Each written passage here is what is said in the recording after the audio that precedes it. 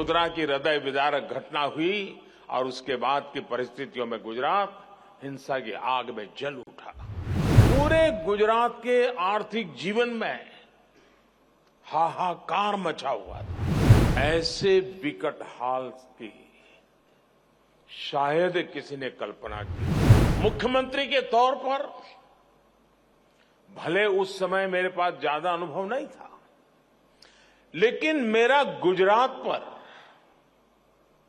अपने गुजरात के लोगों पर अटूट भरोसा था।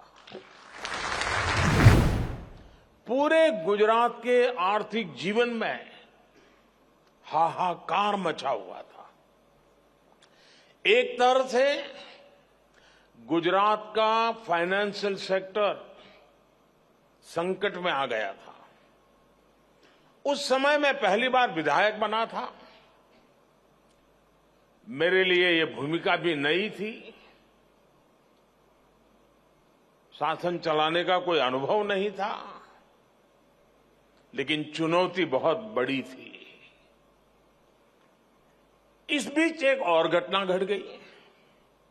गोधरा की हृदय विदारक घटना हुई और उसके बाद की परिस्थितियों में गुजरात हिंसा की आग में जल उठा। ऐसे विकट हाल की शायद किसी ने कल्पना की होगी। मुख्यमंत्री के तौर पर भले उस समय मेरे पास ज्यादा अनुभव नहीं था, लेकिन मेरा गुजरात पर, अपने गुजरात के लोगों पर अटूट भरोसा था।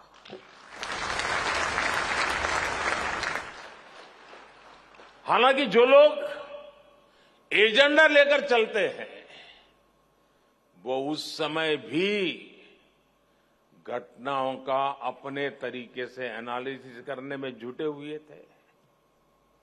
ये कहा गया कि गुजरात से युवा, गुजरात से उद्योग, गुजरात से व्यापारी सब बाहर चले जाएंगे, पलायन कर जाएंगे और गुजरात तो ऐसा बर्बाद होगा, ऐसा बर्बाद होगा कि देश के लिए बहुत बड़ा बोझ बन जाएगा। दुनिया में गुजरात को बदनाम करने की साजिश रची गई। एक निराशा का माहौल खड़ा करने की कोशिश की गई।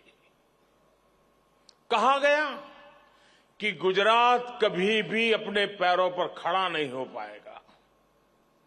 उस संकट में भी मैंने संकल्प लिया